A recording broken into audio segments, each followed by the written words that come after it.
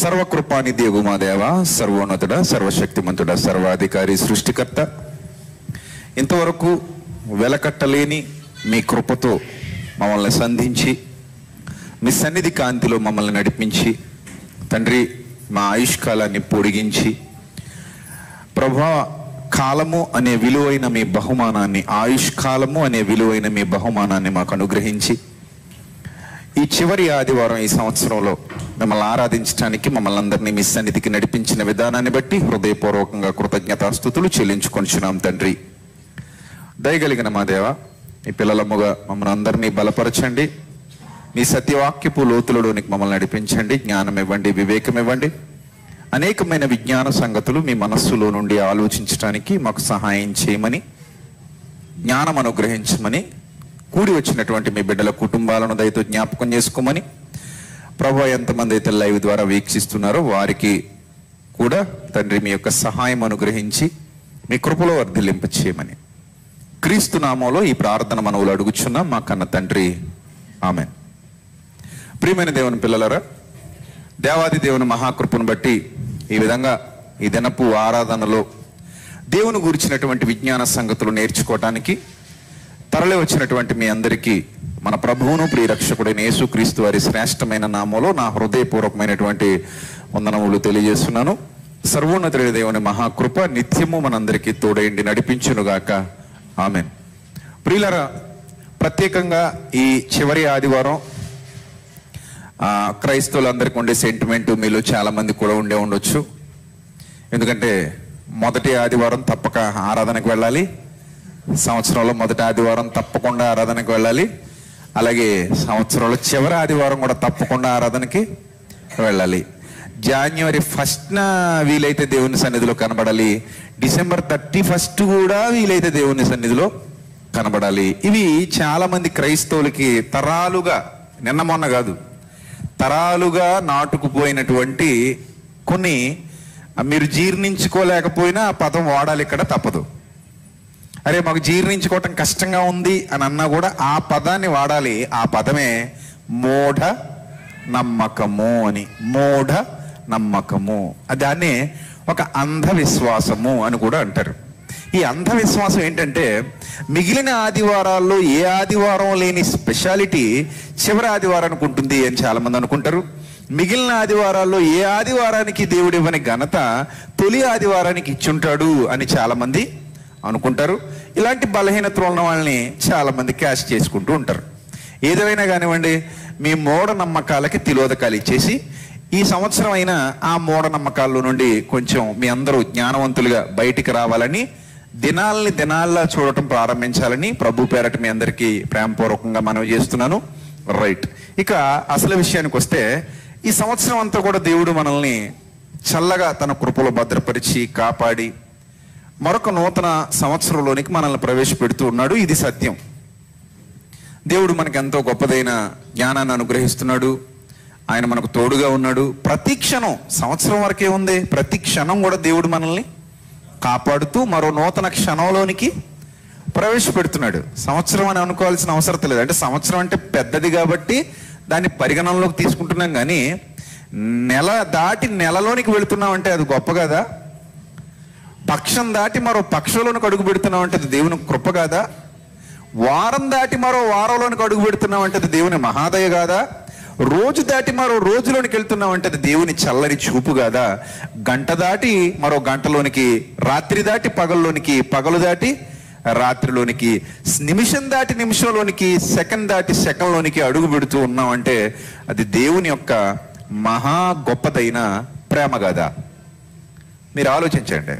ప్రతి క్షణం ఆయన ప్రేమను మనం రుచి చూస్తూనే ఉన్నాం, ప్రతి క్షణం ఆయన ప్రేమను మనం అనుభవిస్తూనే ఉన్నాం. కాకపోతే కొన్ని సంవత్సరాలుగా మనం వీటితో ట్రావెల్ చేస్తూ వచ్చి, వేటితో అంటే ఇయర్ ఎండింగ్, ఇదొక ప్రత్యేకమైన వాతావరణం చూసారా, ప్రత్యేకమైన ఎన్విరాన్మెంట్. సో ఈ ప్రత్యేకమైన వాతావరణంలో, ఈ ప్రత్యేకమైన అలంకరణల మధ్య, ఈ ప్రత్యేకమైన దినాల్ని మనం సంబరాలుగా జరుపుకుంటూ, ముఖ్యంగా క్రైస్తవ సమాజంలో అయితే ప్రభువుకు డిసెంబర్ నెలంతా పుట్టుకరోజు వేడుకలు 1 నుంచి మొదలై 31 వరకు కంటిన్యూస్గా ప్రభువుకు పుట్టినరోజు వేడుకలు జరుపుకుంటూ క్రీస్తు జన్మదినం సందర్భంగా క్రీస్తు జన్మదినాన్ని పురస్కరించుకొని ఆనందాన్ని అనుభవిస్తూ తమ స్వార్థపూరిత ప్రయోజనాలకు కూడా క్రిస్మస్ని వాడుకుంటున్న వాళ్ళు సమాజంలో లేకపోలేదు. ప్రియులారా, బైబిల్ గ్రంథంలో ఒక చక్కటి మాట వ్రాయబడింది. అది మీకు చూపించిన తర్వాత నేను వాక్య భాగంలోనికి వెళ్తాను. రోమీలకు రాసిన పత్రిక 1వ అధ్యాయము 7వ వచనం, అది కలిపి ఉంటాయి, మొదటి నుంచి చదివేయండి. యేసుక్రీస్తు దాసుడును అపోస్తలుడుగా నుండుటకు పిలువబడిన వాడును, దేవుని సువార్త నిమిత్తం ప్రత్యేకింపబడిన వాడునైన పౌలు రోమాలో ఉన్న దేవుని ప్రియులందరికీ అనగా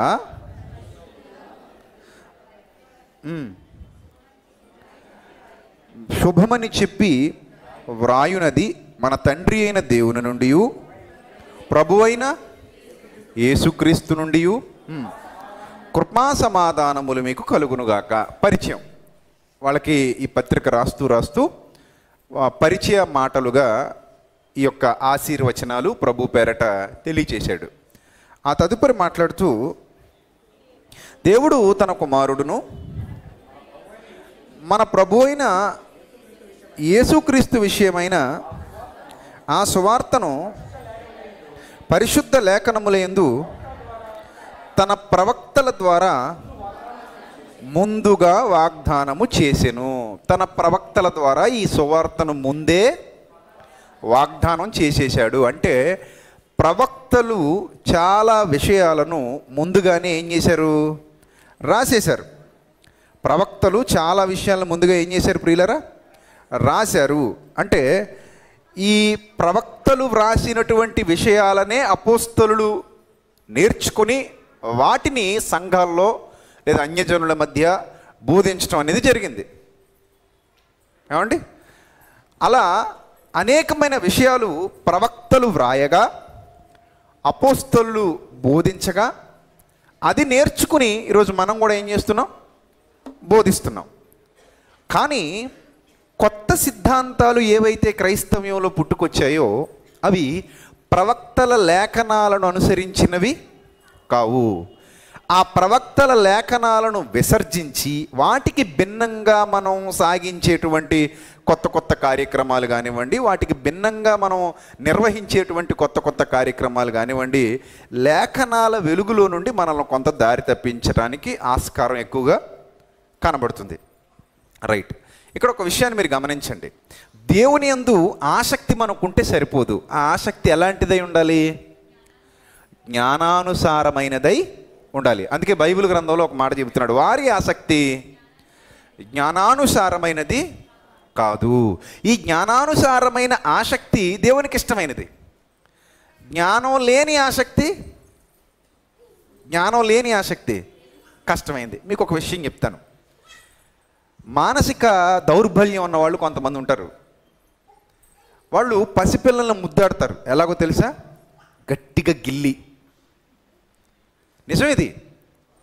పసిపిల్లల్ని గట్టిగా గిల్లుతారు. వాళ్ళు గట్టిగా గిల్లితే వాళ్ళు ఏడుస్తారు చూశారు, అప్పుడు వీళ్ళకి ముద్దు తీరుతుందట. What a wonderful sadism. చూసారా? ఆ పసిపిల్లల్ని గట్టిగా గిల్లేస్తే వీళ్ళకి ఏం తీరుతుందట? ముద్దు తీరుతుందా? ఆడు ఏడుస్తుంటే. శాడిజం కాదు ఇది? శాడిజమా కదా? శాడిజమేనండి. వీళ్ళు మనలోనే ఉంటారు. మామూలుగా ముద్దాడేది వేరు, గిల్లి మరీ ముద్దాడేది వేరు. గిల్లడం వల్లే నాకు ముద్దు తీరుతుంది అనుకునేవాడు వాడు జ్ఞానం కలిగిన వాడా మూర్ఖుడా? మూర్ఖుడు కదండి. అదేంటండి గిల్లితే గిల్లాడు, ముద్దొచ్చే కదా గిల్లాడు, తప్పే ఉందంటే మనం ఒప్పుకుంటామా?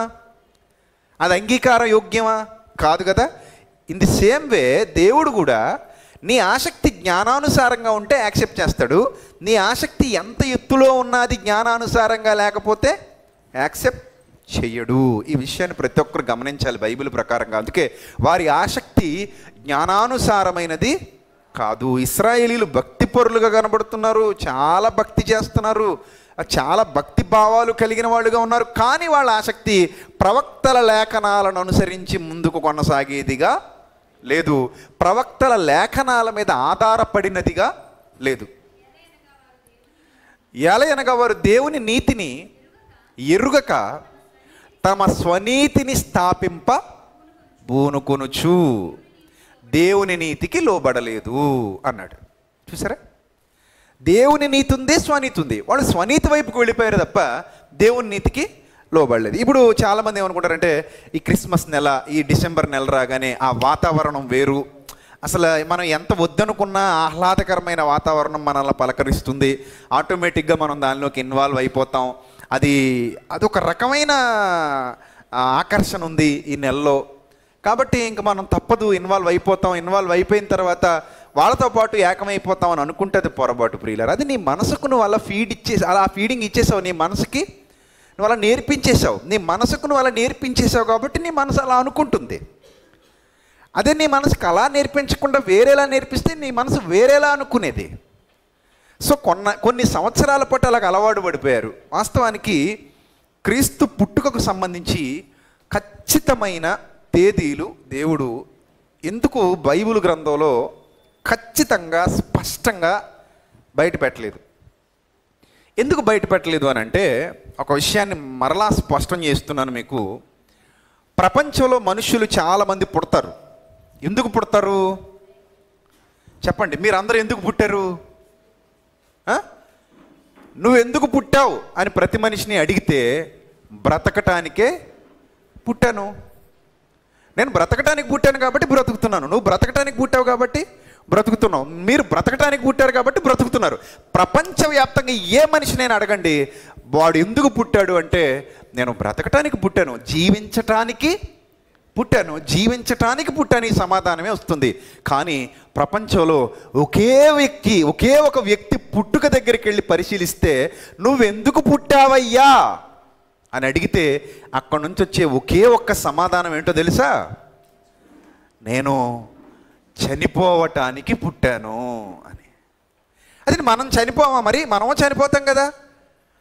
మనం చనిపోయే చావు వేరు, ఆయన చనిపోయే చావు వేరు. మనం పర్టికులర్గా చనిపోవటానికి పుట్టలేదు, అందుకే మన ఎవరికి కూడా చావు అంటే ఇష్టం ఉండదు. కానీ ఆయన చావును ఇష్టపడి పుట్టాడు, చావు కొరకే ఎదురు చూశాడు, చనిపోవటానికే బ్రతికాడంటే మీరు నమ్మగలరా? మీరు నమ్మగలరా? నమ్మాలి. ఆయన బ్రతికిందే దేనికోసం? చనిపోవడం కోసం. ఉంటాడా ప్రపంచంలో ఇలాంటి వ్యక్తి ఎక్కడైనా? కనబడతాడా ఇలాంటి వ్యక్తి ప్రపంచంలో ఎక్కడైనా? అసలు ఆయన పుట్టిందే చనిపోవడం కోసం, ఆయన బ్రతుకుతున్నదే చనిపోవడం కోసం, ఆయన ఎదురు చూస్తున్నదే ఆ చావు కోసం. ఆ చావే లేకపోతే ఈ భూమి మీద చాలామందికి సరైన బ్రతుకు లేదు.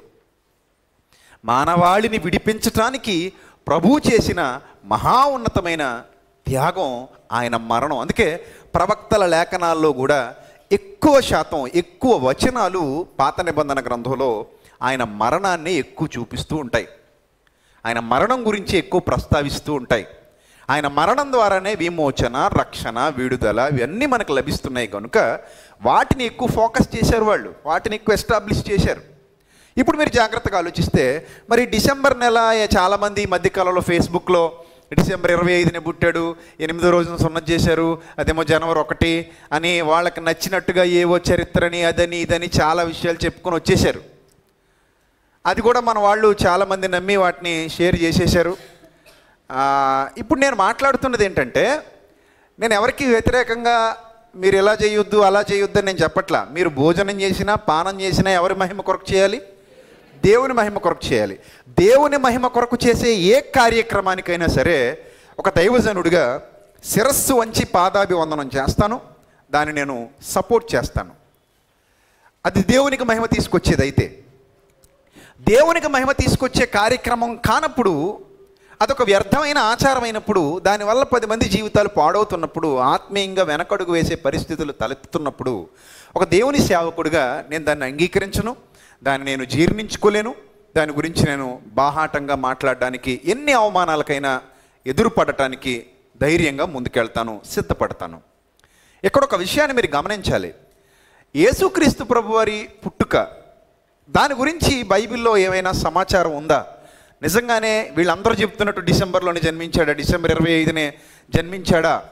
చాలామంది చెబుతున్నారు. అందులో పెద్ద పెద్ద సేవకులు, గొప్ప గొప్ప సేవకులు అన్న వాళ్ళు కూడా డిసెంబర్ 25ని కన్ఫర్మ్ చేసేసి ఈరోజు యేసుక్రీస్తు జన్మించాడు, ఇది యేసుక్రీస్తు జననం అని చెప్పేసరికి చాలామంది అదే రోజు అనుకుంటున్నారు, దాని మీద కాన్సన్ట్రేషన్ చేస్తున్నారు. నేను మొన్న కూడా క్రిస్మస్ మెసేజ్లు మాట్లాడాను.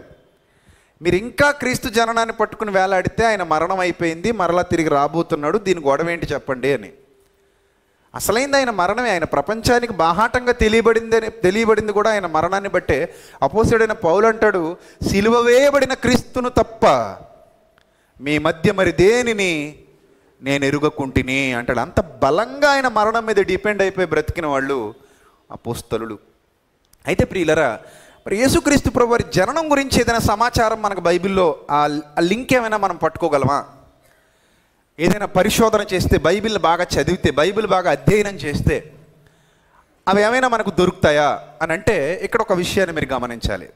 బైబిల్లో 4 విభిన్నమైన సువార్తలు మనకి కనబడతాయి. సువార్త ఒకటే, నలుగురు రాశారు, ఆ సంగతి మీ అందరికీ తెలుసు. కానీ వాటిని మనం సువార్తలనే పిలుస్తాం. మత్తయి సువార్త అంటాం, మార్కు సువార్త అంటాం, లూకా సువార్త అంటాం, యోహాను సువార్త అంటాం. ఓవరాల్గా మనం బయటికి చెప్పేటప్పుడు 4 సువార్తలుగా చెబుతాం. కానీ కంటెంట్ అయితే మాత్రం ఒకటే. మొత్తం అన్ని పుస్తకాలు చూపించేదైతే ఆ యేసుక్రీస్తునే. కానీ 4 వ్యక్తులు పరిశుద్ధాత్మ ప్రేరణతో విడివిడిగా రాశారు గనుక మనం వాటిని విడివిడిగా పిలుస్తున్నాం. మార్కు సువార్త, లూకా సువార్త, మత్తయి సువార్త, యోహాను సువార్త అని. ఇవి 4 మనకి దర్శనమిస్తున్నాయి. ఈ 4 అత్యంత విశాలమైన నిడివితో, అత్యంత విభజనాత్మకమైన దృక్పథంతో, అత్యంత విభజనాత్మకమైన కోణంలో ఒక లూకా అనే ఒక హిస్టోరియన్, ఆయన కూడా ఒక చరిత్రకారుడు. లూకాని మీరు కేవలం వైద్యుడిగా మాత్రం భావించొద్దు. లూకా ఒక చరిత్రకారుడు కూడా. ఒక అద్భుతమైన చరిత్రను దైవ గ్రంథంలో లిఖింపజేశాడు. అదే లూకా సువార్త. ఈ లూకా సువార్తలో చాలా విలువైన విషయాలు మనకు దొరుకుతాయి. అందుకే మీరు లేఖనములను పరిశోధించి చదవండి అన్నాడు. సో ఒకసారి మనం ఆ లూకా సువార్తకి వెళ్ళి కొన్ని విషయాలు, దైవ గ్రంథంలో వ్రాయబడినటువంటి విషయాలు మనం జాగ్రత్తగా పరిశీలన చేస్తే ప్రియులరా, లూకా సువార్త 1వ అధ్యాయము ప్రారంభ వచనం. ఘనత వహించిన తెయోఫిలా, ఆరంభము నుండి కన్నులారా చూచి వాక్య సేవకులైన వారు, అనగా వాక్యాన్ని సేవించేవారు, వాక్యం కొరకు, వాక్యం పక్షాన సేవ చేస్తున్నవారు, వాక్య సేవకులైన వారు మనకు అప్పగించిన ప్రకారము మన మధ్య నెరవేరిన కార్యములను గూర్చి వివరముగా వ్రాయుటకు చాలామంది పూనుకున్నారట. ఒక మార్కు, మత్తయి, లూకా, యోహానే కాదు, సువార్త రచించడానికి ఎంతమంది పూనుకున్నారు? చాలామంది పూనుకున్నారు ఆ చరిత్ర రాయటానికి. ఏమంటే ఇది ఒరిజినల్. చాలామంది పూనుకున్నారు కనుక నీకు ఉపదేశింపబడిన సంగతులు నిశ్చయంగా జరిగాయని నువ్వు తెలుసుకోవటానికి, నిశ్చయంగా జరిగాయని నువ్వు తెలుసుకోవటానికి వాటిని అన్నిటినీ అన్నాడు. చూడండి, ఆ లైన్ అండర్లైన్ చేసుకోండి. వాటిని అన్నిటినీ మొదట నుండి ఏం చేశాడట? తరచి పరిష్కారముగా తెలుసుకొని ఉన్న నేను.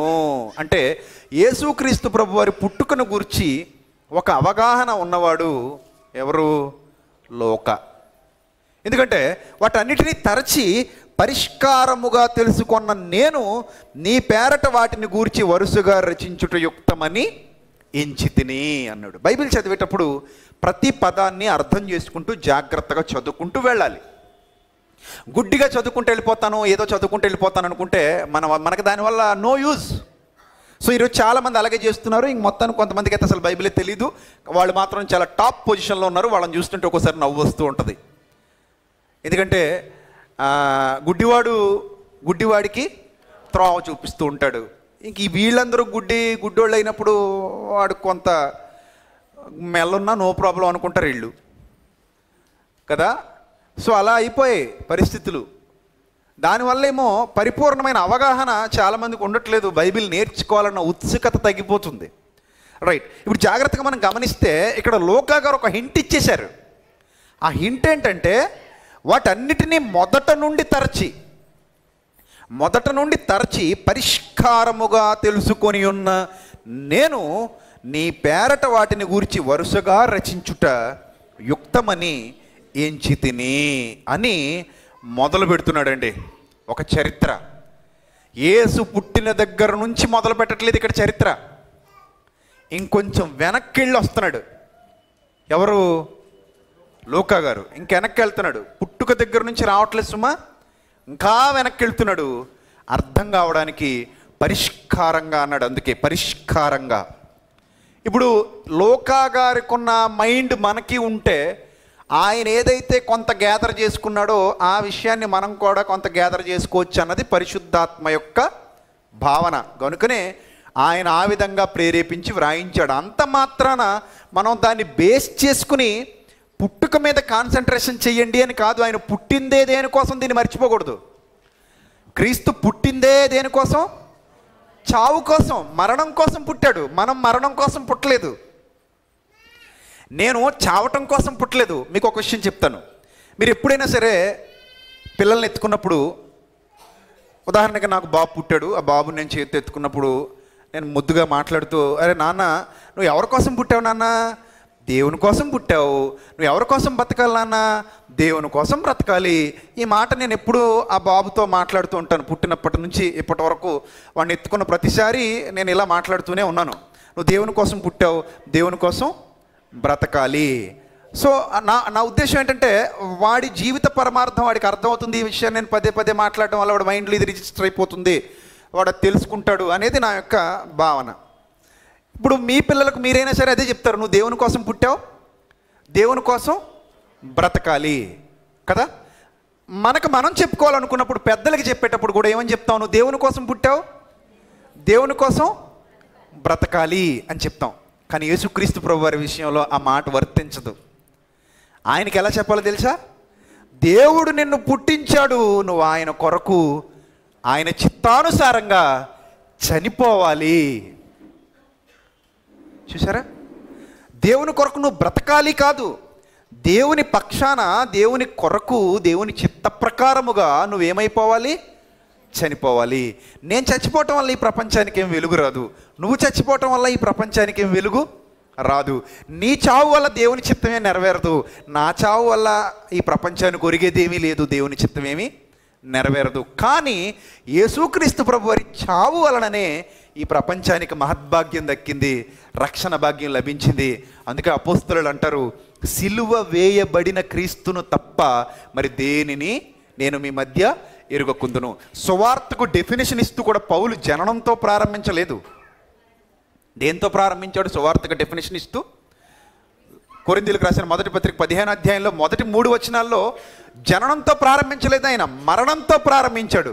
ఈ సువార్త, ఆ ఉపదేశ సారము, ఆ సువార్త ఏదనగా క్రీస్తు మన పాపముల నిమిత్తము మృతి పొందెను, సమాధి చేయబడెను, 3వ దినమున మృత్యుంజయుడై తిరిగి లేచెను. సువార్త అనే దానికి డెఫినేషన్ ఇస్తూ ఆ 3 విషయాలను అందులో పొందుపరిచాడు తప్ప క్రీస్తు జననాన్ని గురించినటువంటి ప్రస్తావన వాళ్ళకి అవసరం లేదు. ఎందుకంటే ఆయన మరణమే ఈ ప్రపంచాన్ని తిరిగి జన్మింపజేసింది. Note this point. ఆయన మరణమే ఈ ప్రపంచాన్ని ఏం చేసింది? తిరిగి జన్మింపజేసింది. ప్రపంచంలో ఎవరి గురించైనా మీరు మాట్లాడుకుంటున్నప్పుడు వాళ్ళ పుట్టుకల గురించి మాట్లాడాలేమో, కానీ మన యేసు గురించి మాట్లాడేటప్పుడు మాత్రం, మన యేసును గురించిన సువార్త ప్రకటించేటప్పుడు మాత్రం ఆయన మరణాన్ని గురించే మాట్లాడాలి. ఎందుకంటే అదే ప్రపంచ మానవాళికి అవసరం. జ్ఞానము లేకుండా మీరు భక్తి చేయొద్దు. మీ ఆసక్తి ఎలా ఉండాలి?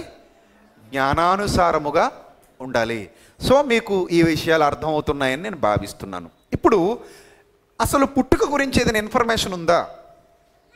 ఆ ఇన్ఫర్మేషన్ గ్యాదర్ చేసుకోవడానికి మాత్రమే ఇప్పుడు నేను మీకు ఈ ప్రసంగం చేస్తున్నాను. అంటే లోకం ఎప్పుడు కూడా ఆసక్తిని బట్టి చేసుకుపోయే వ్యర్థమైన కార్యక్రమాలలో ఒకవేళ జ్ఞానం లేకపోతే ఎలా తప్పటడుగులు వేస్తారు, వాస్తవాన్ని ఒకళ్ళు పరిశీలించి తెలుసుకోవాలనుకుంటే కనుక అదేమంత కష్టమైన విషయం ఏమీ కాదు. లేఖనాల్లో కష్టపడిన వాళ్ళు మనకు ముందున్నారు, వాళ్ళను ఫాలో అయితే మనం కూడా కొంత ఇన్ఫర్మేషన్ వాళ్ళ దగ్గర నుంచి గ్యాదర్ చేసుకోవచ్చు అనే విషయాన్ని దృష్టిలో పెట్టుకొని ఈరోజు నా పరిశీలన మీ ముందుకు తీసుకొస్తున్నాను. చాలా జాగ్రత్తగా చూడండి ప్రియులారా. ఇక్కడ 5వ వచనాన్ని చూద్దాం. యోదయ దేశపు రాజైన హేరోదు దినములలో, యోదయ దేశపు రాజైన హేరోదు దినములలో అబీయా తరగతిలోనున్న జకర్యా అని ఒక యాజకుడు ఉండెను. ఈ మాట మీరందరూ జాగ్రత్తగా చూడాలి. ఏ తరగతి?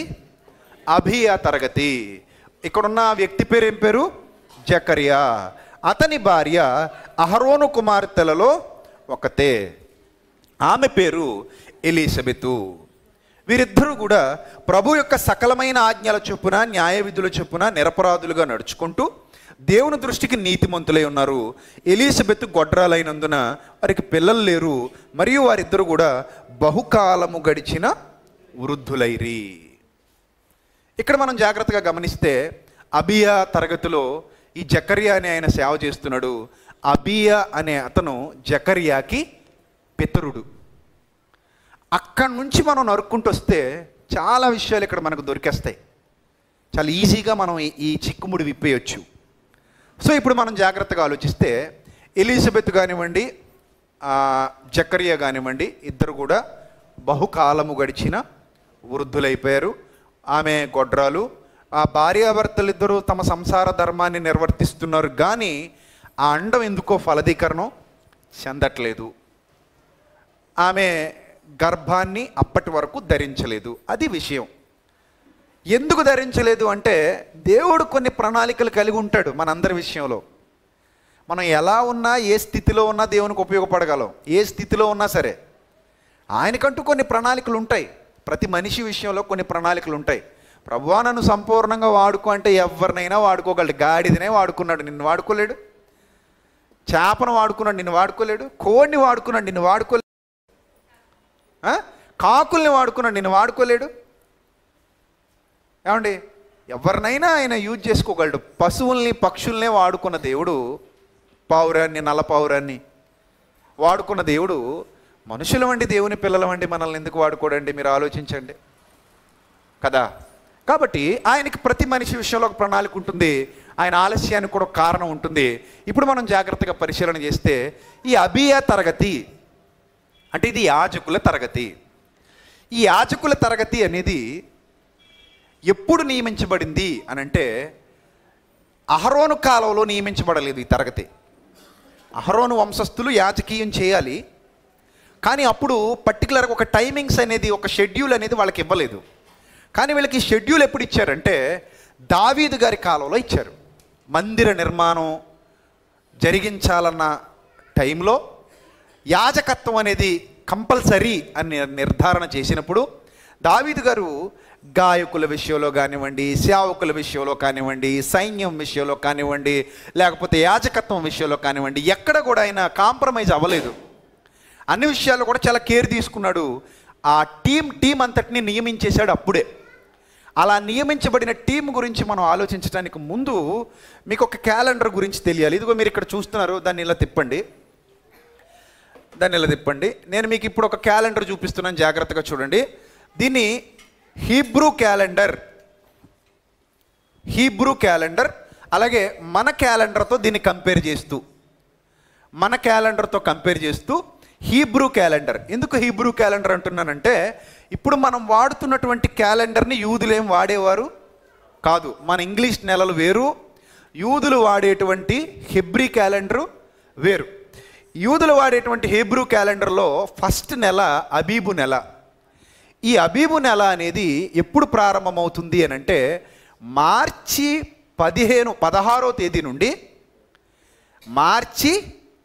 16వ తేదీ నుండి ఏప్రిల్ 15వ తేదీ వరకు రాసుకోండి అందరూ కూడా.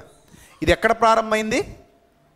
మార్చి 16వ తేదీ నుండి ఏప్రిల్ 15వ తేదీ వరకు యూదులకి ఒక నెల, దాన్ని అబీబు నెలగా పిలిచేవారు. ఇది అబీబు నెల, మొదటి నెల. దానికి సంబంధించినటువంటి సమాచారం, మీకు ఆ నెల గురించి సమాచారం బైబిల్లో కావాలనుకుంటే నిర్గమకాండం 12 అధ్యాయం 2వ వచనం, 13 అధ్యాయం 4వ వచనం, నెహెమ్యా గ్రంథం 2వ అధ్యాయం 1వ వచనం, ఎస్తేరు గ్రంథం 3వ అధ్యాయం 7వ వచనం, రాజుల మొదటి గ్రంథం 6వ అధ్యాయం 1వ వచనం. ఈ అబీబు నెల గురించినటువంటి సమాచారం అంతా కూడా మీకు ఇక్కడ కనబడుతుంది. ఈ నెలలో వసంతకాలపు వర్షాలు ప్రారంభమవుతాయి. యవల కోత ప్రారంభం, అంటే బార్లీ పంట అక్కడ పండుతుంది. ఆ యవల కోతనప్పుడు ప్రారంభిస్తారు. అదే నెలలో పస్కా పండుగ వస్తుంది, పులియన్ రొట్టెల పండుగ, ప్రథమ ఫలాల పండుగ. ఈ పండుగలు ఎప్పుడు వస్తాయి? అబీబు నెలలో వస్తాయి వాళ్ళకి. ఇది యూదుల క్యాలెండర్ ప్రకారంగా. రెండో నెల జీవ్ అనే నెల. ఈ జీవ్ అనే నెల ఏప్రిల్ 16 నుండి మే 15 వరకు ఇంచుమించుగా ఇవి మీరు లెక్కలు చూసుకోండి. ఏమండి, ఈ రెండు కలిపితే జీవు నెల. మీకు రాజులు మొదటి గ్రంథం 6వ అధ్యాయం 1వ వచనం 37వ వచనంలో మీకు దీని గురించినటువంటి సందర్భాలు కనబడతాయి. బార్లీ కోత, తర్వాత వేసవి కాలం ఆరంభం అవుతుంది ఈ జీవు నెలలో వాళ్ళకు కూడా. తర్వాత సివాన్ అనేది 3వ నెల, ఎస్తేరు గ్రంథం 8-9లో కనబడుతుంది. పెంతుకొస్తు పండుగ ఆ నెలలోనే వస్తుంది. గోధుమ కోతలు అంటే పెంతుకొస్తు పండుగ ఏ నెలలో వస్తుంది? May June. అంటే మే 16 నుండి జూన్ 15 వరకు. అంటే పరిశుద్ధాత్ముడు భూమి మీదకి దిగొచ్చింది ఏ టైంలో అని చెప్పొచ్చు మనం? ఏ నెలలో పరిశుద్ధాత్ముడు పరలోకం నుండి భూమి మీదకి దిగొచ్చింది? ఏ నెలలో? దేన్ని బట్టి చెప్తున్నాం? పెంతెకొస్తు పండుగ. పెంతెకొస్తు పండుగ జరిగేటువంటి టైం కాబట్టి ఆ టైంలో పరిశుద్ధాత్ముడు దిగొచ్చాడు. అంటే మే జూన్ మధ్యలో. అంటే మే 2వ భాగం, ద్వితీయ భాగం, జూన్ ప్రథమ భాగం, ప్రథమ పక్షం, మే ద్వితీయ పక్షం. దీన్ని మనం అర్థం చేసుకోవచ్చు. తర్వాత 4వది తమ్మూజు నెల. తమ్మూజు అంటారు, జూన్ జూలై. దీని గురించి జకరియా 8, 14, 19, యెహెజ్కేలు 1:1 మీరు చూడొచ్చు. తర్వాత ఆవు అనేది ఉంది, ఏలూలు ఉంది, ఏతానీము ఉంది, బూలు ఉంది, కిస్లేవు ఉంది, కిస్లేవు మాసం, టెబేతు మాసం, సెబాతు మాసం, ఆధారు మాసం. దీనికి సంబంధించినటువంటి రెఫరెన్సెస్ అన్నీ ఉన్నాయి. మళ్ళీ మార్చి ప్రథమ వారంలోనికి మనం అడుగు పెడతాం, ప్రథమ పక్షంలోనికి చివరికి వెళ్ళిపోయాక. చివరి నెల ఆధార్ నెలకి వెళ్ళేసరికి మనం ఎక్కడికి వెళ్తాం? ఆధారు నెలకి. ఆధార్ కాదు, ఇది ఆధారు. ఆధార్ అంటే మళ్ళీ ఆధార్ కార్డు అనుకుంటారు. ఆధారు. ఏమండి, ఈ ఆధారు నెలకు వచ్చేసరికి ఫిబ్రవరి చివరి పక్షం, మార్చి మొదటి పక్షం. మళ్ళీ అబీబు నెలకు వచ్చేసరికి మార్చి 2వ పక్షం, ఏప్రిల్ మొదటి పక్షం. ఈ విధంగా హీబ్రూ క్యాలెండర్ ఉంటుంది. హీబ్రూ క్యాలెండర్ ఈ విధంగా పండుగలు, ఈ విధంగా హీబ్రూ క్యాలెండర్కి ప్రస్తుతం మనం వాడేటువంటి క్యాలెండర్కి మనం కంపేర్ చేసుకుని చూసుకుంటే ఈ విధంగా ఉంటాయన్నమాట నెలలు. ఏమండి, ఇది మీకు ఎందుకు చెప్తున్నానంటే ఇప్పుడు ఈ అభియ తరగతి అనేది మీకు అర్థం కావాలి అంటే, ఆ చరిత్ర మీకు తెలియాలి అంటే ఎక్కడెక్కడ ఈ విభజన జరిగింది, ఏ విధంగా విభజన జరిగింది, దీని ద్వారా అసలు యోహాను గారు ఏ కాలంలో పుట్టాడు, యేసుక్రీస్తు ప్రభు వారు ఏ కాలంలో పుట్టడానికి అవకాశాలు ఉన్నాయి, ఇవన్నీ కూడా మనం చాలా ఈజీగా సునాయాసంగా తెలుసుకోవచ్చు అన్నమాట. రైట్, ఇప్పుడు మనం దావీదు గారు చేసినటువంటి విభజన ఒకసారి చూడగలిగితే, దినవృత్తాంతాలు మొదటి గ్రంథం. అబియా అనే వ్యక్తిని మనం పట్టుకోవాలి ఇప్పుడు. ఎందుకంటే జకరియా ఎవరి తరగతిలో వాడు? అబియా తరగతిలో వాడు. ఈ అబియా అనే అతన్ని పట్టుకుంటే మనకి లింక్ మొత్తం కదులుతుంది. ఇప్పుడు దినవృత్తాంతాలు మొదటి గ్రంథం 24వ అధ్యాయము. దినవృత్తాంతాలు మొదటి గ్రంథం 24వ అధ్యాయము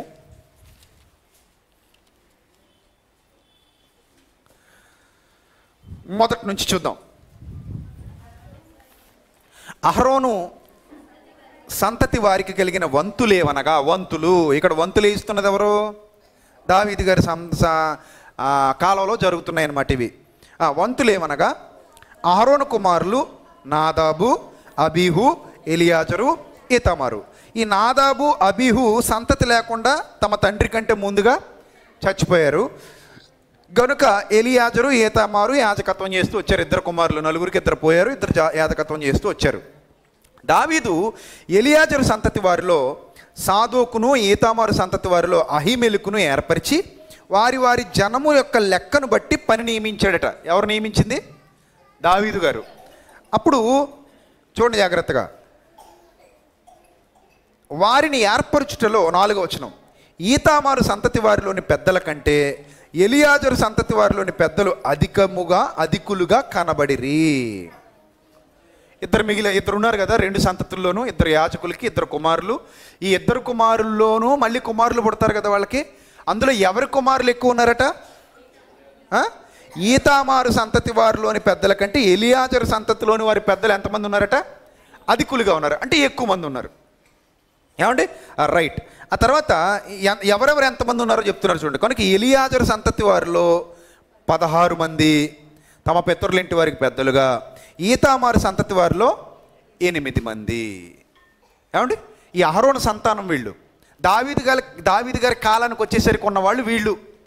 ఆ పితరులు చనిపోతూ ఉండగా ఆ వంశంలో పుట్టినటువంటి పిల్లలు ఉంటారు కదా, ఆ యాజకుల వంశంలో పుట్టినోళ్ళు, వాళ్ళలో దావీదు కాలానికి మిగిలిన వాళ్ళు వీళ్ళు. ఈ దావీదు కాలానికి మిగిలిన వీళ్లలో ఎంతమంది కనబడుతున్నారట పెద్దలు? మొత్తం అక్కడ 16, ఇక్కడ 8, మొత్తం ఎంత? 24 మంది ఉన్నారు.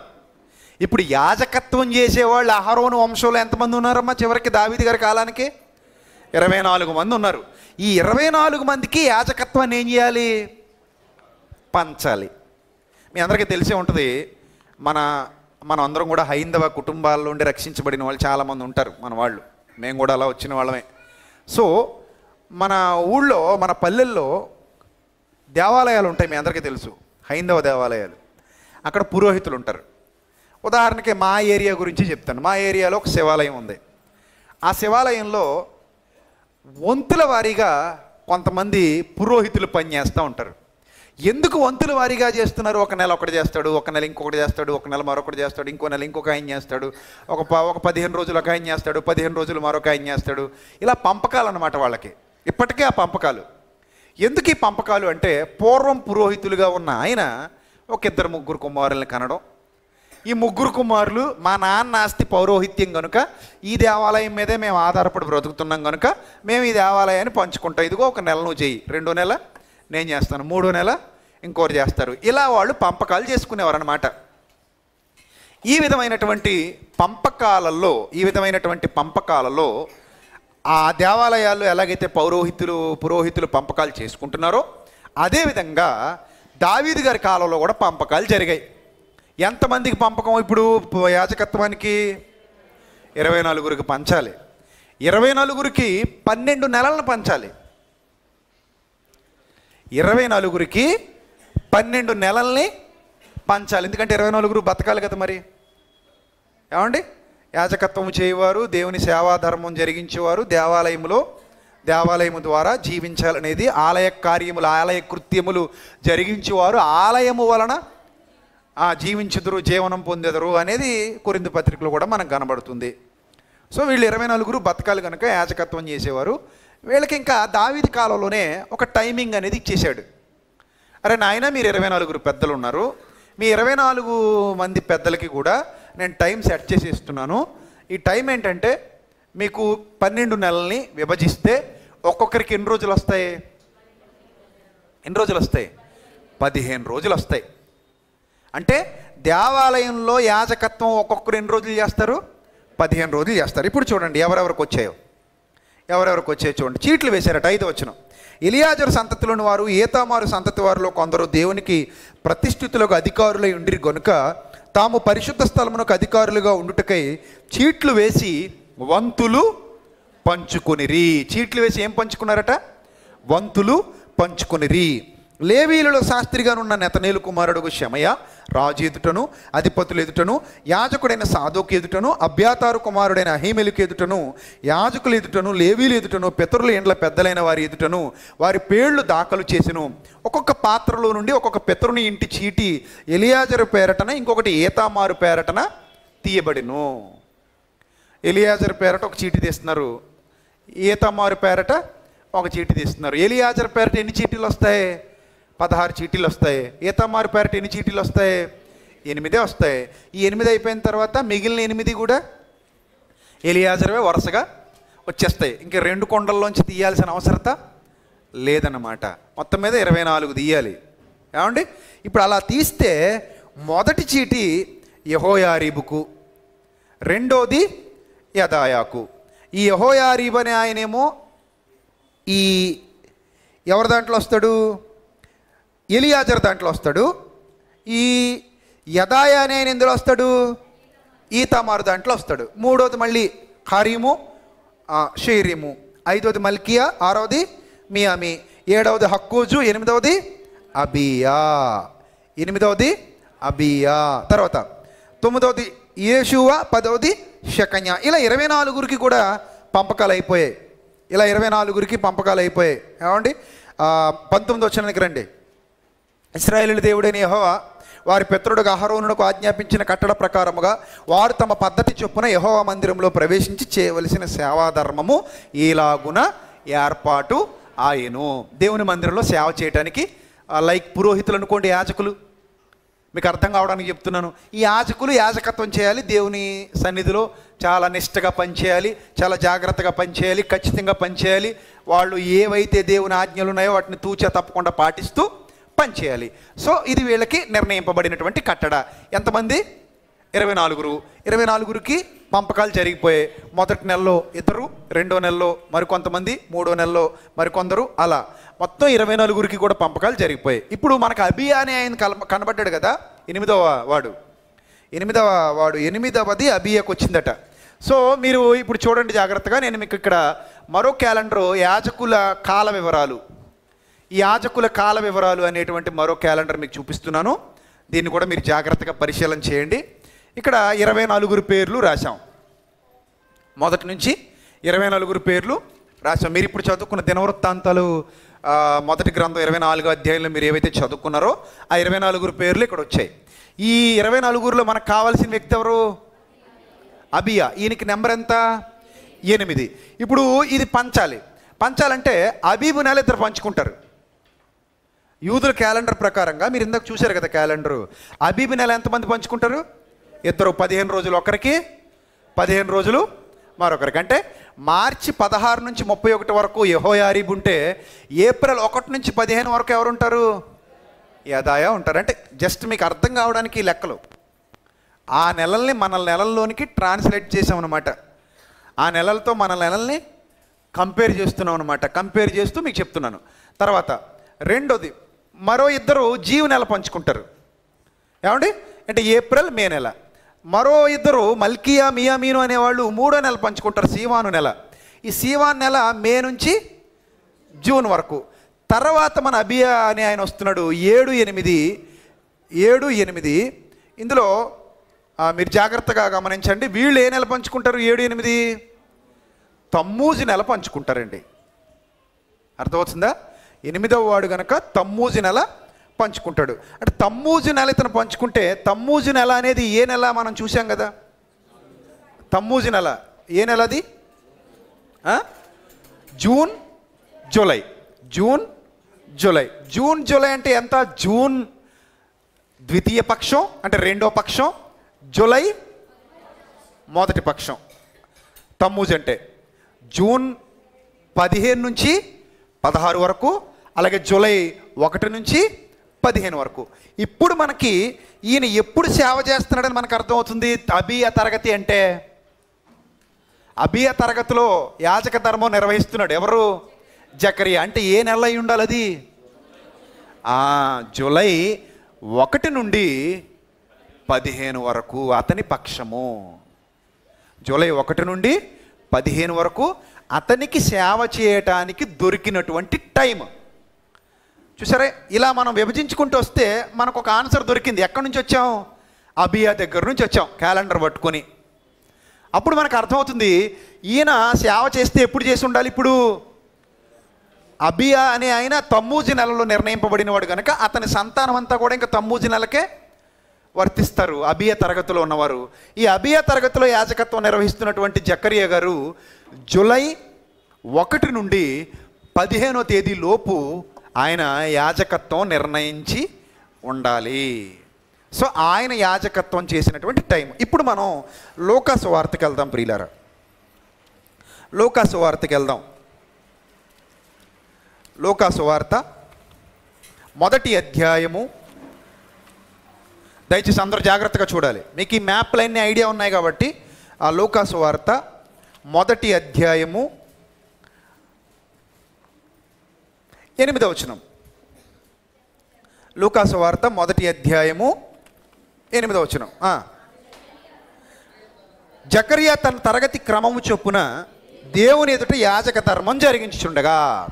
జాగ్రత్తగా, జకర్యా తన తరగతి క్రమము చొప్పున దేవుని ఎదుట యాజకత్వం జరిగించుండగా. అంటే ఎప్పుడు, ఏ నెలలో? జూలై 1 నుండి 15వ తేదీ. ఏ నెల ఇది? తమ్మూజు నెల. అబియా తరగతిలో అతని టైంలో అతను యాజకత్వం చేస్తున్నాడు. రైట్. దేవుని ఎదుట యాజక ధర్మం జరిగించుండగా యాజక మర్యాద చొప్పున ప్రభు ఆలయంలోనికి వెళ్ళి ధూపము వేయుటకు అతనికి వంతు వచ్చెను. ఈ వంతులు ఎప్పుడు విభజింపబడ్డాయి? దావీదు కాలంలో. చూసారా బైబిల్ ఎంత చక్కగా అమర్చబడిందో? ఇలా పరిశోధనా దృక్పథంతో బైబిల్ చదివితే బైబిల్లో చాలా విషయాలు ఈజీగా మనం నేర్చుకోగలుగుతాం ప్రియులారా. ఏమండి, ఇప్పుడు ఆ వంతులు అక్కడ నిర్ణయించారు. వంతులు కూడా క్రమంగా వేశాడు. దానికి కూడా మీకు రెఫరెన్స్ చూపిస్తాను. దినవృత్తాంతాలు 1వ గ్రంథం 27వ అధ్యాయం 1వ వచనం. దినవృత్తాంతాలు 1వ గ్రంథం 27వ అధ్యాయం 1వ వచనం జాగ్రత్తగా చూడండి.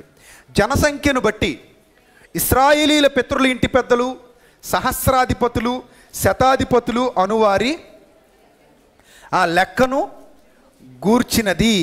అనగా ఏర్పాటైన వంతుల విషయంలో ఏటేటా నెలవంతున రాజునకు సేవ చేసిన వారిని గూర్చినది. వీరి సంఖ్య 24,000. మొదటి నెల మొదటి భాగం మీద జబ్దీయేలు కుమారుడైన యాషాబాం అధిపతిగా ఉండెను. వాని భాగంలో 24,000 మంది ఉండిరి. పెరుజు సంతతి వారిలో ఒకడు మొదటి నెల సైన్యాధిపతులందరికీ అధిపతిగా ఉండెను. 2వ నెల వంతు అహోయాయుడైన దోదైనది, అతని భాగపు వారిది ఆయను. అతని భాగమందు మిక్లోత్ అధిపతిగా ఉండెను. అతని భాగములో చేరిన వారు 24,000 మంది. ఇలా మనం చూస్తుంటే సహస్రాధిపతులు, శతాధిపతులు కూడా వంతులేసినట్టుగా మనకు కనబడుతుంది. వీళ్ళకు కూడా ఎక్కడి నుంచి మొదలు పెట్టాడు? మొదటి నెల. అంటే మొదటి నెల అంటే ఏ నెల? అబీబు నెల. ఇలా ఎవరికి వంతులు పంచిన దావీదు గారు మొదటి నెల నుంచి 12వ నెల వరకు వంతులు పనిచేసి, ఇదిగో ఈ టైంలో మీరు మీ పనులు జరిగించాలి అని సైనికులకు కానివ్వండి, శతాధిపతులకు కానివ్వండి, సహస్రాధిపతులకు కానివ్వండి, యాజక ధర్మం చేసేవాళ్ళు కానివ్వండి, గాయకులు కానివ్వండి, సేవా పరిచర్య చేసేవాళ్ళు కానివ్వండి, అందరికి కూడా ఒక వంతులు వేసేసాడు, టైమింగ్ ఇచ్చేశాడు. మీ టైమింగ్స్లో మీరు పని చేసుకుని పోవాలి అని నిర్ణయించేశాడు. ఆ విధంగా అబియా తరగతిలో ఈయన టైం వచ్చింది. లూకాసు వార్త ఈయన యాజకత్వం చేస్తున్నాడు. ఏ టైంలో? జూలై 1 నుంచి 15 వరకు ఈయన టైము. ఏమండి, ఈ టైంలో అతను యాజకత్వం చేస్తున్నాడు. యాజకత్వం చేస్తున్నప్పుడు ధూపం వేయుటకు అతను వంతు వచ్చిన ధూప సమయమందు ప్రజల సమూహం అంతయు వెలుపల ప్రార్థన చేయుచుండగా ప్రభు దూత ధూపవేదిక కుడివైపున నిలిచి అతనికి కనబడగా జకర్యా అతన్ని చూచి తొందరపడి భయపడిన వాడాయను దూతకి. అప్పుడు దూత అతనితో, జకర్యా భయపడకుము, నీ ప్రార్థన వినబడినది. నీ ప్రార్థన వినబడినది అంటే ఎప్పటి నుంచో ఇతను ఏం చేస్తున్నాడు? ప్రార్థన చేస్తున్నాడు. ప్రభువా, నాకు ఇక నా వంశం ఎక్కడితో అయిపోతుంది, నా తరగతితో యాజకత్వం ముగిసిపోతుంది, నాకెవరు పిల్లలు లేరు, ఇంక సో ఇక్కడ నుంచి నా తరగతి క్రమం ముగిసిపోతే తర్వాత ఎవరొకరికి ఇది ఇచ్చేస్తారు. నా వంశంలో నా వేరు చిగురు ఎవడైనా ఉంటే వాడిని తీసుకొచ్చి వాడికి ఇచ్చేస్తారు. సో నాకు పుట్టిన పిల్లలకైతే ఇంక ఇది లేదు, సో నాకు బిడ్డలు లేరు అని ప్రార్థన చేస్తున్నాడు అనమాట. అప్పుడు అంటున్నాడు, నీ ప్రార్థన వినబడినది, నీ భార్య అయిన ఎలిజబెత్ నీ కుమారునికి అంటుంది, అతనికి యోహాను పేరు పెడతావు. అతడు ప్రభు దృష్టికి గొప్పవాడై ద్రాక్షారసమైనను మద్యమైనను త్రాగక తన తల్లి గర్భమును పుట్టిన మొదలుకొని పరిశుద్ధాత్మతో నిండుకున్న వాడై ఇశ్రాయేలీయుల అనేకులు ప్రభు అయిన దేవుని వైపు తిప్పుతాడు, మరియు అతడు తండ్రుల హృదయాల పిల్లలతో తిప్పుతాడు అని ఈ విషయాలన్నీ చెప్తూ ఉన్నప్పుడు 18వ వచనానికి వచ్చేసరికి జకర్యా, ఇది నాకు ఎలాగూ తెలియను, నేను ముసలివాడను, ఒక అవిశ్వాసాన్ని వ్యక్తం చేశాడు. అక్కడ ప్రార్థన అయితే ఏమని చేస్తున్నాడు? ప్రభువా, నాకు పిల్లలు కావాలి అని చేస్తున్నాడు. కానీ ఒక అవిశ్వాసాన్ని దూత రాగానే వ్యక్తం చేస్తున్నాడు. ఏమని? నేను ముసలివాడిని, నా భార్య ఏమో బహుకాలం గడిచిందని తన ఆ దూతతో చెప్పగా దూత, నేను దేవుని సముఖమందు నిలిచి గబ్రియేలు అనే ప్రధాన దూతను నేను నీతో మాట్లాడుటకు ఈ సువర్తమానము నీకు తెలుపుటకు పరలోకము నుండి పంపబడితిని, మరియు నా మాటలు వాటి కాలమందు నెరవేరును, నీవు వాటిని నమ్మలేదు గనుక. చూసారా, ఏం చేయలేదు, ఖచ్చితంగా చెప్పాడు. నిజమా అబద్ధమా? ఇది నిజమే, నువ్వు నమ్మలేదు. నేను వచ్చి చెప్తుంటే నేను ఏదో కామెడీ చేస్తున్నాను అనుకుంటున్నావు నువ్వు. నేను పరలోకం నుంచి పంపబడితే నువ్వు ఏదో వెటకారంగా చూస్తున్నావు. అంటే ముసలాండి కదా, నా భార్య కూడా వృద్ధురాలు కదా, ఇంక ఎన్నాళ్ళు ఏంది, ఇప్పుడేం పుడతారు, మరి ఆ మాత్రానికి ప్రార్థన చేయడం ఎందుకు? మనం కూడా చాలాసార్లు ప్రార్థన చేసేస్తాం, ప్రార్థన అయితే చేసేస్తాం, అవుతుంది ఏంటండి? మరి అవ్వలేనప్పుడు ప్రార్థన ఎందుకు చేశారండి? అంతే కదండి. అవుతుంది ఏంటండి అనే మనసు ఉన్నప్పుడు ప్రార్థన ఎందుకు చేశారు? దేవుడేం చెప్తాడు? నీవు ప్రార్థించినప్పుడెల్లా కూడా వాటిని పొంది ఉన్నామని నమ్మండి అయ్యా అన్నాడు. నువ్వు నమ్మంతే అన్నాడు. కానీ మనం ఏం చేస్తాం? ప్రార్థన అయితే చేస్తాం, ఏదో అలా చేసాం అంతే కానీనండి, మాట వరుసకి అదేమో జరుగుతుంది ఏంటండి, అలా అవుతుంది ఏంటండి. ఈ స్వభావాలు చాలా మందిలో ఉంటాయి. అదే అవిశ్వాసం. సో ఈ అవిశ్వాసం దూతకే నచ్చలేదు, దేవుడికే నచ్చుతుంది. దేవుడికి నచ్చలేదు కాబట్టి దూతకే నచ్చలేదు. ఇప్పుడు దూత గబ్రియల్ అంటున్నాడు, నువ్వు నమ్మలేదు కనుక ఈ సంగతులు జరుగు దినం వరకు నువ్వు మాటలాడిక మౌనమై ఉంది అని అతనితో చెప్పిన. అంటే నువ్వు ట్రై చేస్తావు కానీ నీ గొంతు పెగలదు, నువ్వు ట్రై చేస్తావు కానీ నీకు నోరు రాదు, నువ్వు ట్రై చేస్తావు కానీ నీకు దానివల్ల ఏం ఉండదు, నీ నోరు మాట్లాడటానికి వీలు ఉండదు అని చెప్పేసింది. అని చెప్పిన తర్వాత అప్పుడు ప్రజలు జకరియా కొరకు కనిపెట్టి ఆలయం ముందు అతడు ఆలస్యం చేసినందుకు ఆశ్చర్యపడి అతడు వెలుపలికి వచ్చినప్పుడు వారితో మాట్లాడలేకపోయినందున ఆలయం నుండి అతనికి దర్శనం కలిగిందని వారు గ్రహించారు. అప్పుడు అతడు వారికి సంజ్ఞలు చేయొచ్చు మోగవాడైపోయాడు. ఇలాలే చెప్తున్నాడు, ఆలయం అర్థం అవుతలేదు, మోగవాడైపోయాడు, నోరు పెగలట్లేదు, పోయింది, నోరు పోయింది. అప్పుడు వచ్చింది నమ్మకం.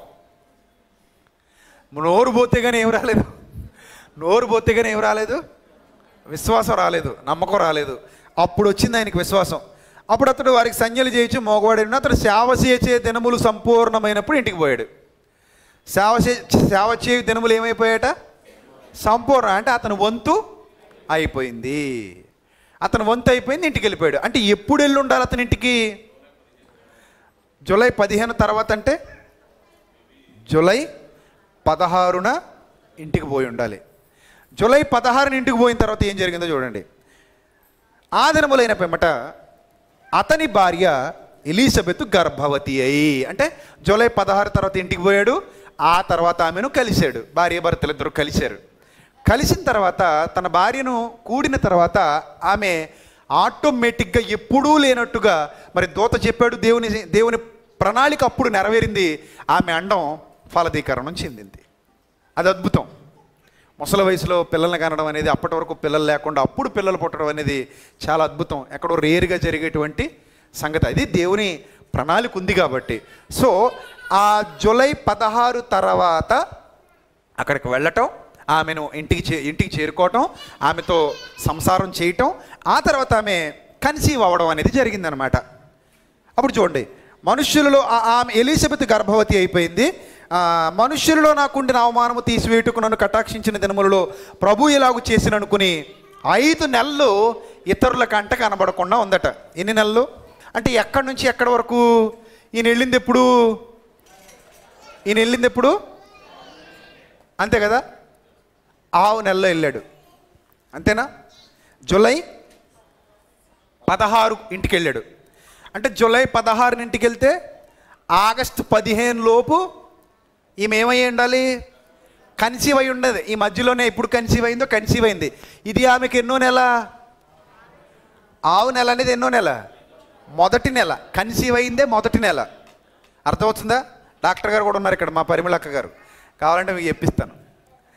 కన్సీవ్ అయింది, ఇదే మొదటి నెలగా లెక్కలు కడతారు కదండి, రైటా రాంగా?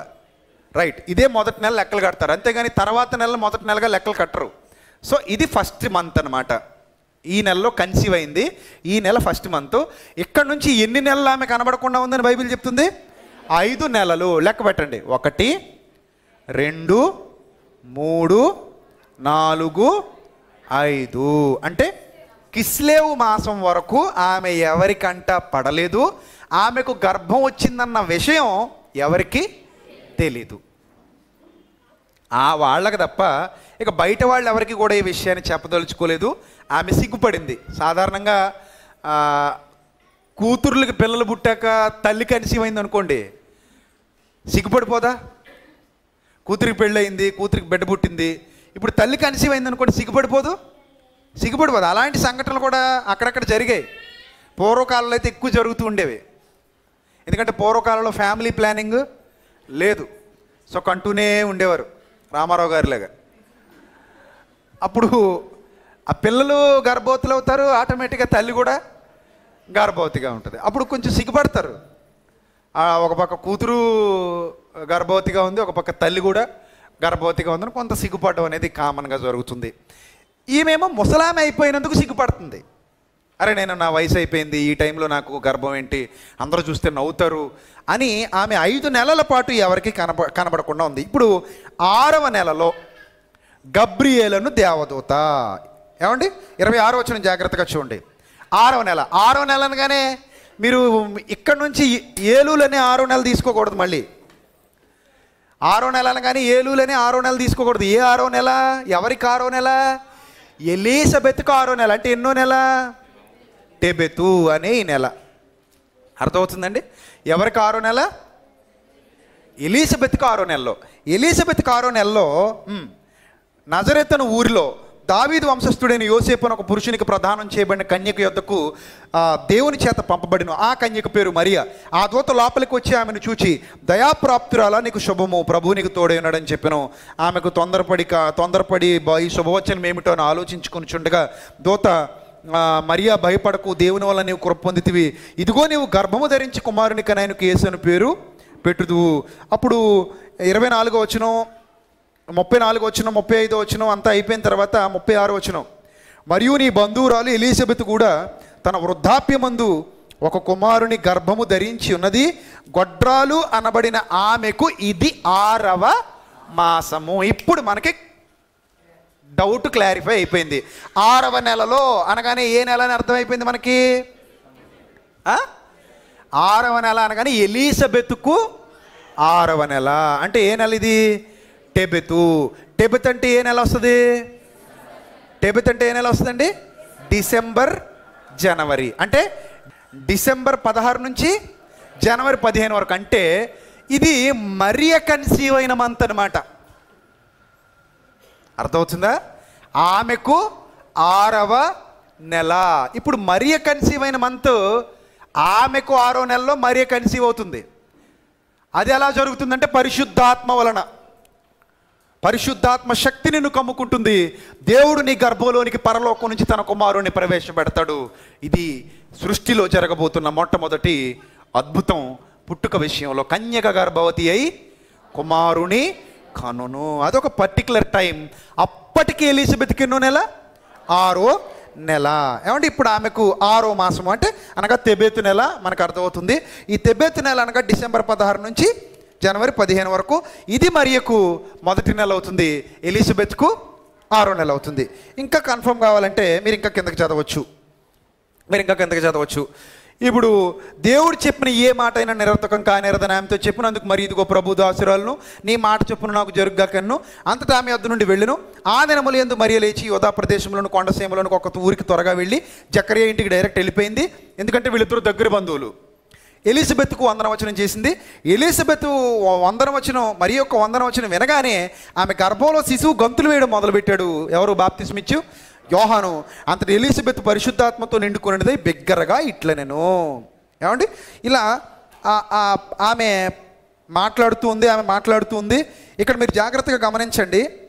అంతటా మరియా 56వ వచనం, అంతటా మరియా ఇంచుమించు 3 నెలలు ఆమెతో కూడా ఉండి పిమ్మట తన ఇంటికి తిరిగి వెళ్ళెను.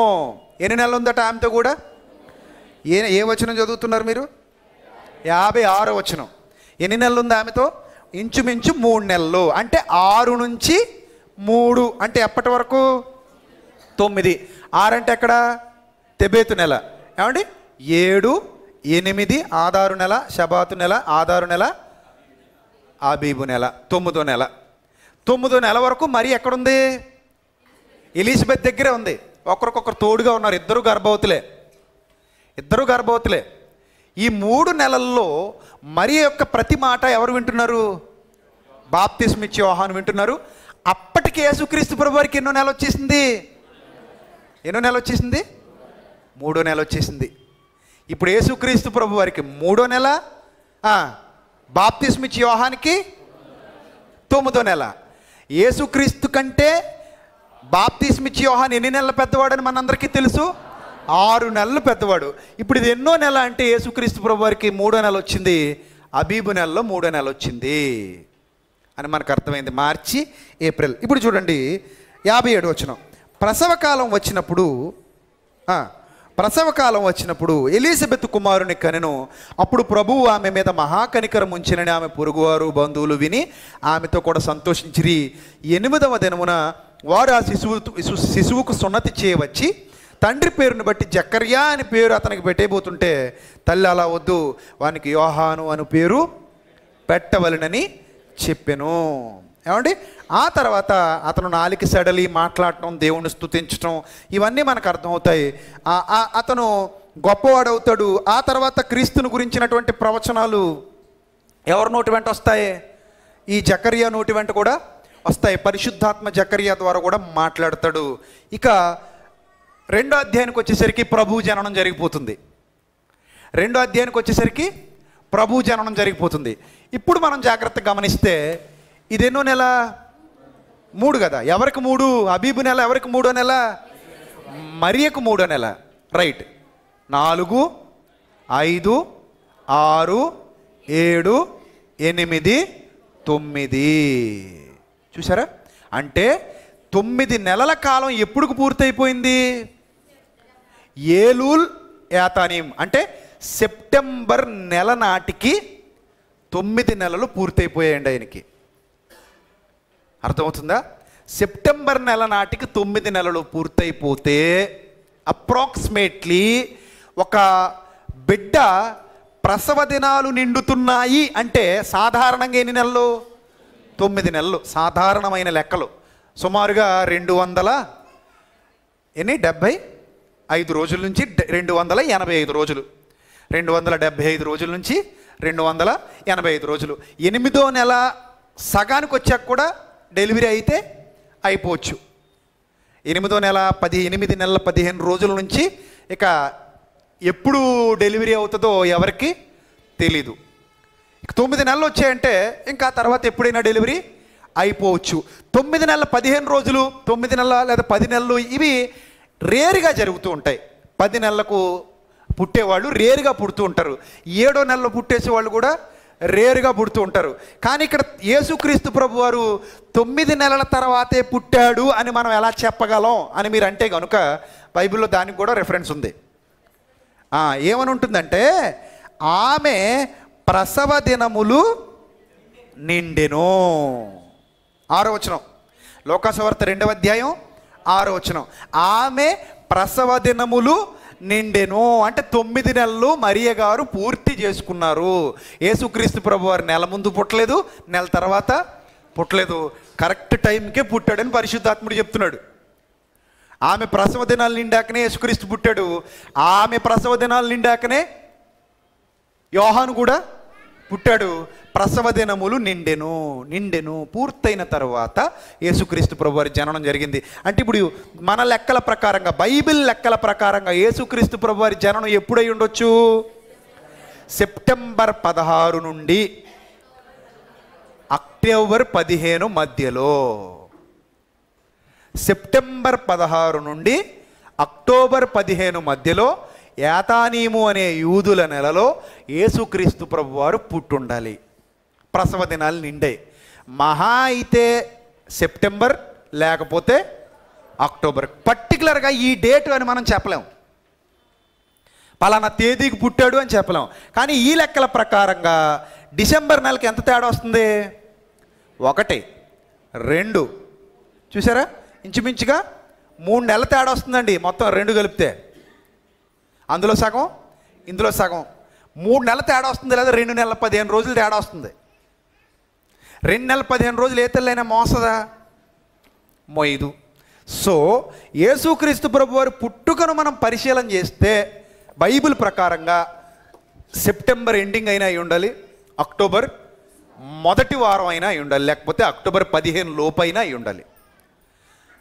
ఎక్కువ శాతం అవకాశాలు అక్టోబర్ 1 నుంచి 15 లోపు పుట్టడానికి ఉన్నాయి, లేకపోతే సెప్టెంబర్ చివరి వారంలో పుట్టడానికి ఉన్నాయి. ఇప్పుడు నేను తెగించి నేనేదో పెద్ద ప్రవక్తలాగా అక్టోబర్ 11 పుట్టాడు అని నా పుట్టినరోజు పేరు చెప్పేసుకోను, నాకేదో గొప్ప వచ్చేస్తుందని. లేకపోతే సెప్టెంబర్ 30 పుట్టాడు, సెప్టెంబర్ 1 పుట్టాడు, లేకపోతే సెప్టెంబర్ 16 పుట్టాడు, లేకపోతే 20 పుట్టాడు అని నేను చెప్పను. ఎందుకంటే నాకు ఆ రైట్ లేదు. ఇప్పటి వరకు నేను చేసిన పరిశీలన ఇక్కడతో ఆపేయదలుచుకున్నాను. ఎందుకు ఆపేయదలుచుకున్నానంటే బైబిల్ నాకు ఇక్కడ వరకే చెప్పింది.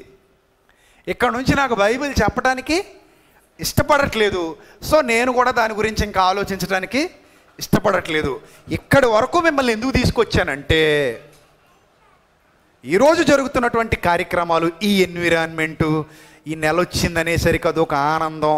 ఈ నెలలో ఏదైనా సరే ఇంకా మనం తప్పదు, ఖచ్చితంగా మనం జరిగించేయాలి, ఏదో చేసేయాలి అని అనుకునే వారందరికీ మీ ఆసక్తి జ్ఞానానుసారంగా ఉంటే మంచిది. ఇక్కడ నేను చెప్పేది ఏంటంటే, ఇన్ని తెలిసిన లోకా గారు మనకంటే ముందు పుట్టినవాడు, 2000 సంవత్సరాల ముందు ఇంచుమించుగా ప్రభు సమకాలికుడు, మంచి చరిత్రకారుడు, మంచి అధ్యయనం చేయగలిగే సమర్థత ఉన్నవాడు, మరి ముఖ్యంగా పరిశుద్ధాత్మ ప్రేరణ కలిగి వ్రాయగలిగే సమర్థుడు, మనకంటే ఎక్కువ గ్యాదరింగ్ చేసి ఉండాలి.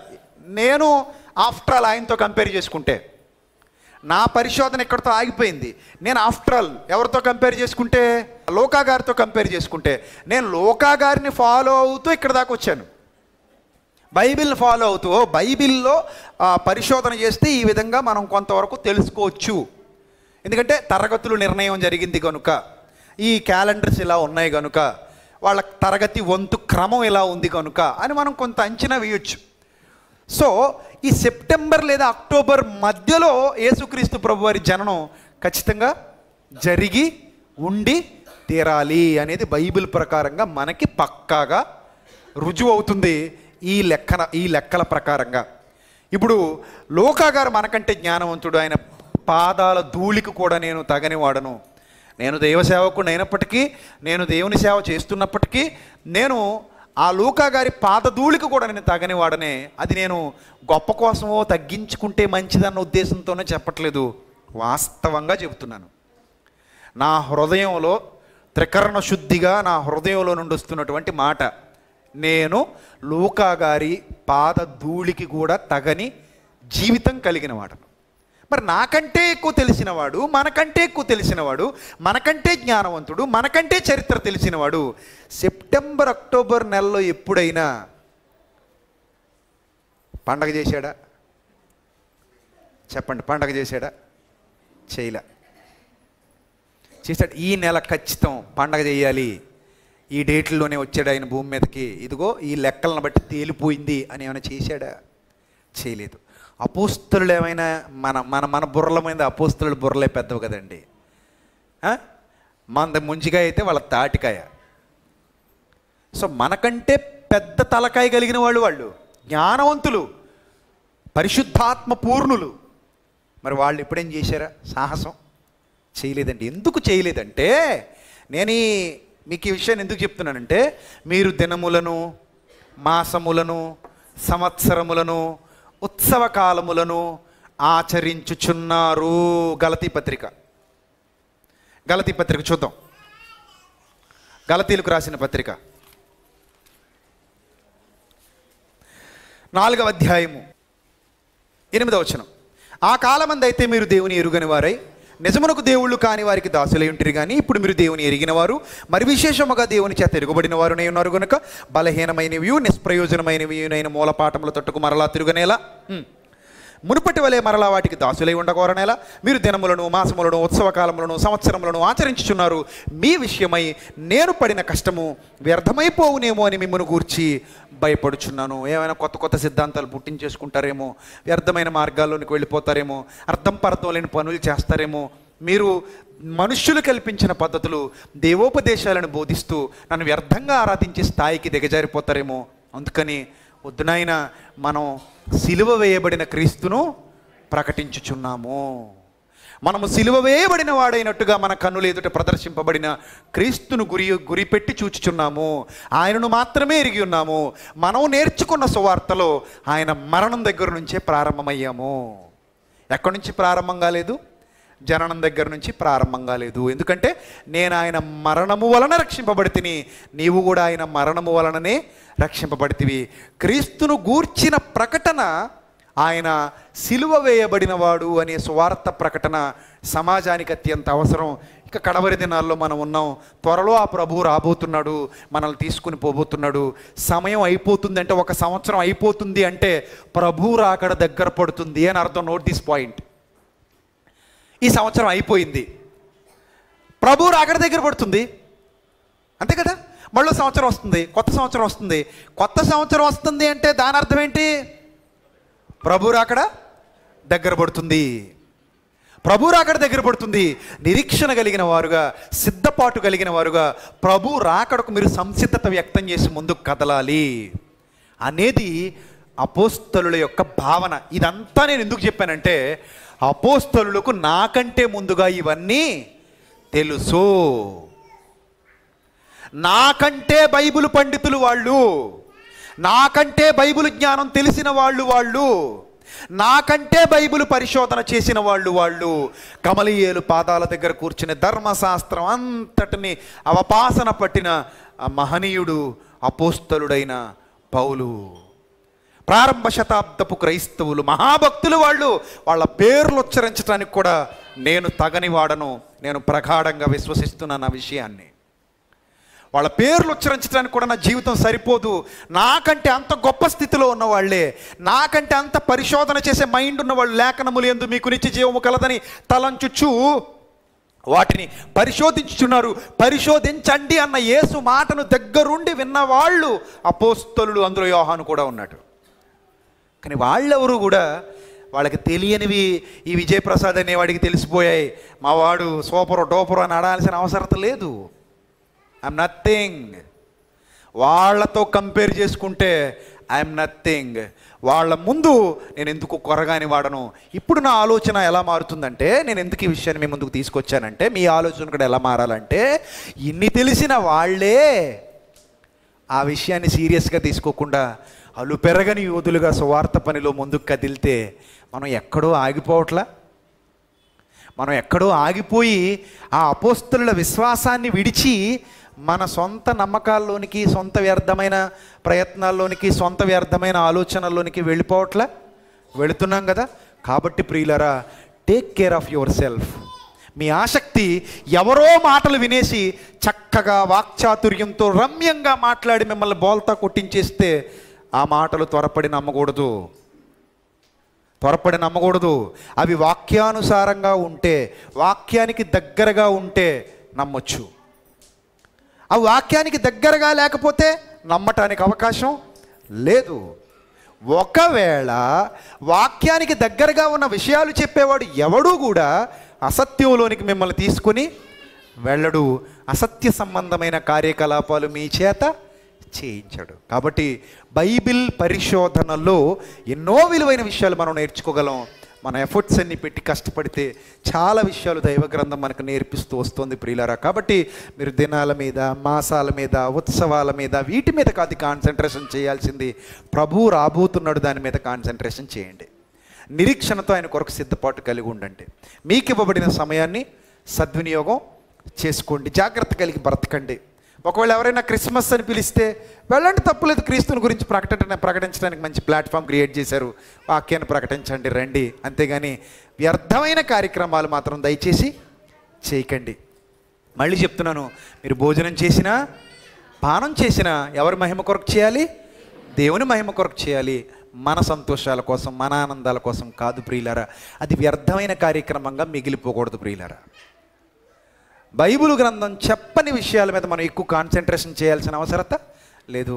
ఒకవేళ మీరు ఏ కార్యక్రమమైనా రేపు 31 ఉంది, చక్కగా దేవుని స్తుతిస్తూ మీరు సమయాన్ని సద్వినియోగం చేసుకునేవారు అయితే కనుక సమయాన్ని సద్వినియోగం చేసుకునే వారితో హ్యాపీ న్యూ ఇయర్ అని చెప్పండి, తప్పులేదు.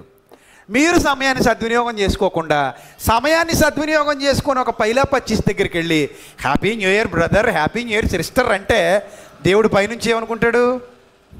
నవ్వుకుంటాడు. నువ్వా, నీకా, హ్యాపీయా, న్యూ ఇయరా? నీకు అసలు కాలం విలువ తెలుసా?